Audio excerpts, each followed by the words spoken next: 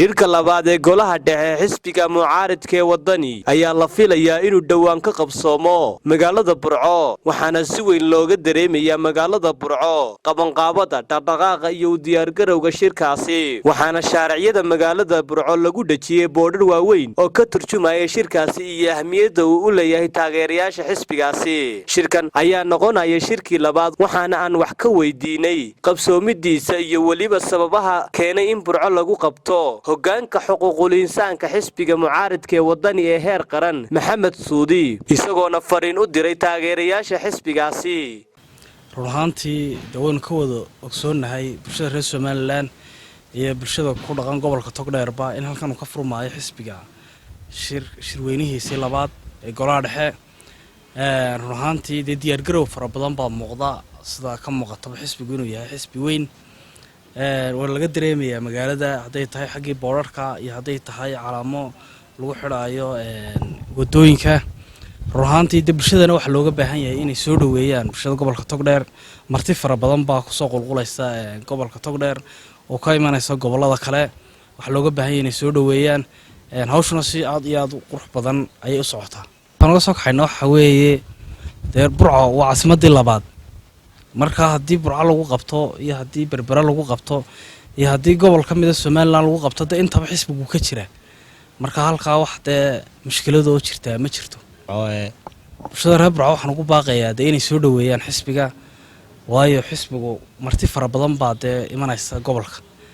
oo aan hore u iman gobolka oo eegaysa meelaha bilicda leh iyo meelaha ugu quruxda badan ruuxantii oo warar laga qaadaysa oo u gudbinaysa goboladii kale reer Burco waxa looga baahan yahay si qurux badan iyo dabeecad wanaagsan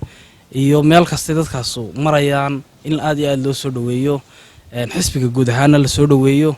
waa laga dareemayaa magaalada taa way ku mahadsan yihiin dadka reer Burco aad bay u mahadsan yihiin ruuxantii kulli marka shir la qabanayo ajanda la sameeyaa ajandahana waa laba mid oo midna waa la sii shaaciyaa waa laga soo doodaa midna goobta dhexdeeda lagu faafiyaa ruuxantii marka la isugu yimaado shirku markuu bilaabmo ayuunba ajandaha iyo qorshaha dadka loo sheegaya hadii ay beedmo ma hadii wax isbedelayna markaas ay iman doonaan hadaana wax isbedelayna markaas un baa la sheegi doonaa taa waan ku horsugaynaa hadii beedmo geesta kale Maxamed Suudi waxa uu ka deyriyay xaaladda dalku ku sugan yahay haatan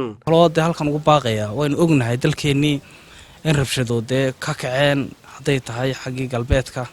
iyo haday tahay xagga bariga horeba ay u jireen ruuxantii waxaan ugu baaqaynaa ka xisbi ahaan iyo ka shakhsi ahaanba inaynu nabadda dhammaanteen ka wada shaqeyno oo haday tahay jabhadahan la sheegayana aynu qof kastaba halkiisa uu ku shaqeeyo inuu damiyo iyo colaadahan la leeyahay way soo baxayaan waxaan kaloo halkan ku dari lahaa dad xildhibaano xidhan baa jira xildhibaanada xidhan iyo saxaafadda xidhan intaba xuquuqdooda la ilaaliyo oo sharciga wuxuu ka qabo iyo dastuurkeenu loo raaco oo aan laga baydhin dastuurka iyo sharcigeena ruuxantii saxaafaddana la iska sii daayo xorriyadeeda loo baneeyo wariyaasha xidhan xildhibaanada xidhan iyagana sharciga loo maro waa xildhibaanada leeyahay boorame ku xidheen xasaanad bay leeyihiin dalku xasaanad buu leeyahay intiisa madaxdii haddii xasaanada la tuuro cid ka sareynaysa iyo cid ka hooseynaysa toona inaan jireen baan ayaan maleynay ayaan le Cabdullaahi Jaamac warbaahinta caalamiga ee SBC magaalada Burco.